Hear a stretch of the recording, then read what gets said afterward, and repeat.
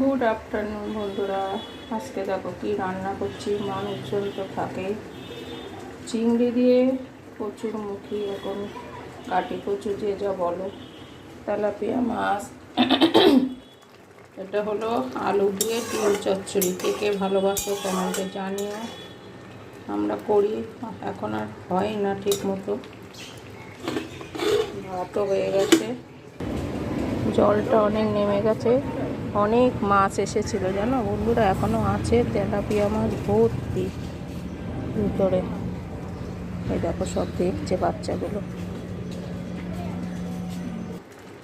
আজকে করলাম তেলাপিয়া মাছ অনেক দিন পর। কালকের যা পরিস্থিতি ছিল, আজকে তো অনেকটা রোদও বেরিয়েছে। আজকে রোদ ঝলমল করছে। আজকে তো তৃতীয়া। কালকের যে অবস্থা, মনে হচ্ছিল কী হবে, সব মাছ ভেসে চলে এসেছে সব বাড়ির সামনে। কি অবস্থা, মনে হচ্ছে পুকুরে মাছ।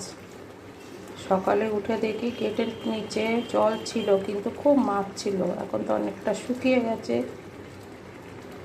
কি হবে জানাই তো যাচ্ছে না, আবার বৃষ্টি হবে কি না। এত ভালো লাগছে না বৃষ্টি, তাই না বন্ধুরা? তাহলে ভালো থেকো, সুস্থ থেকো, টাটা।